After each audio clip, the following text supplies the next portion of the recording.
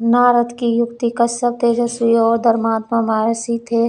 उनकी पत्नी का नाम अदिति था। अदिति उनकी दिन रात सेवा करती। एक दिन कश्यप ने प्रसन्न हो अदिति को कहा, मैं तुम्हारी सेवा से प्रसन्न हूँ, आज तुम मुझसे मनचाहा वर मांग लो। यह सुनकर अदिति खुश हो गई। वह बोली, नाथ, देवता ने मेरे 100 पुत्र मार डाले, अब आप मुझे ऐसा पुत्र दें जिसे देवता न मार सकें। ऐसा ही होगा, लेकिन तुम्हारे उस पुत्र को सिर्फ भगवान शंकर ही मार सकेंगे। कश्यप ने अदिति से कहा और समय गुजरा।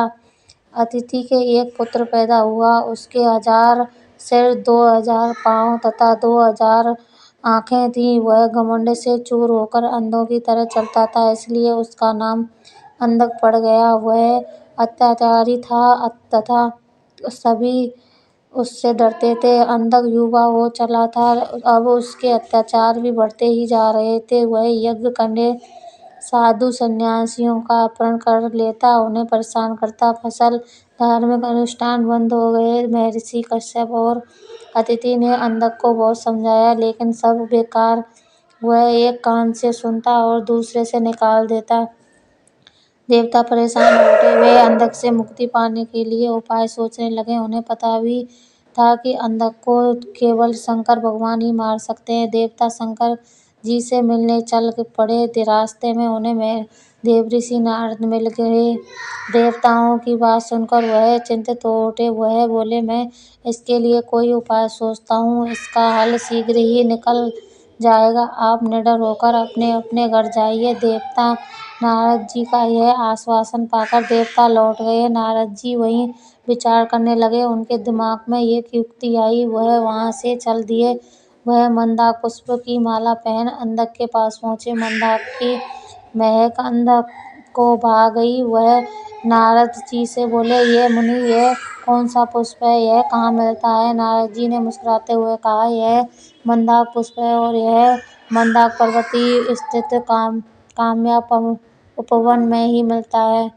भगवान शंकर ने अपने हाथों से कामयाब उपवन का निर्माण किया है। उपवन सुरक्षा के लिए वहाँ अनेक गढ़ तैनात रहते हैं। वे गढ़ तुम्हें पुष्प कैसे लेने देंगे?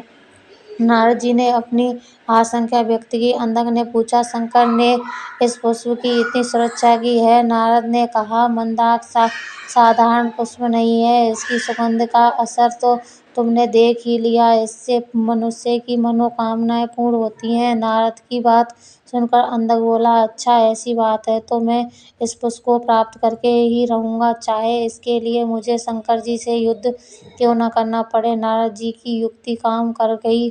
वे मुस्कुराते हुए देवलोक की ओर चल दिए और अंधक मंदार पर्वत की ओर चल दिया। वह पर्वत पर पहुंचा और देखते ही देखते उसने पर्वत को उखाड़ फेंका। पर भगवान शंकर यह सब देख रहे थे। उन्होंने तुरंत पर्वत का दोबारा निर्माण कर दिया। अंधक ने उसे भी नष्ट कर दिया। शंकर जी ने फिर पर्वत को खड़ा कर दिया। अब अंधक बार बार पर्वत को उखाड़ता और भगवान शंकर बार बार नया पर्वत बनाकर खड़ा कर देते। यह देख अंधक क्रोध से पागल हो गया और उसने पर्वत को ललकारते हुए कहा कि तुम मेरे साथ छल मत करो। अगर तुम में या तुम्हारे स्वामी में साहस है तो मेरे सामने आकर युद्ध करो।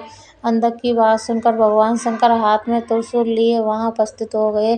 क्रोध से उनकी आंखें लाल थी। अंधक शंकर जी को देखकर कांप गया। तभी उसे अपने पिता का आधा वचन याद आ गया, परंतु वह शंकर जी के हाथों मृत्यु वाली एक बात को भूल गया। वह अहंकार में शंकर जी को ललकारने लगा, तुम तो हो पर्वत स्वामी, तुम मुझे मंदार पुष्प दे दो, वरना मैं तुम्हारा वध कर दूंगा। शंकर जी ने अपना त्रिशूल उठाया और अंधक की ओर फेंकते हुए बोले, दुष्ट, मैं तेरे घमंड को अभी चूर करता हूँ। यह कहकर शिव ने अपना त्रिशूल अंधक की छाती में दिया। वह दर्द से कराहता हुआ जमीन पर गिर पड़ा। कुछ देर में वह मर गया। उसी समय नारायण नारायण कहते देवऋषि नारद वहां आए और बोले, भगवान, मैंने ही इसे आपके पास भेजा था ताकि आप इसे मारकर इसके अहंकार से मुक्ति दिला सकें। यह कहकर महर्षि नारद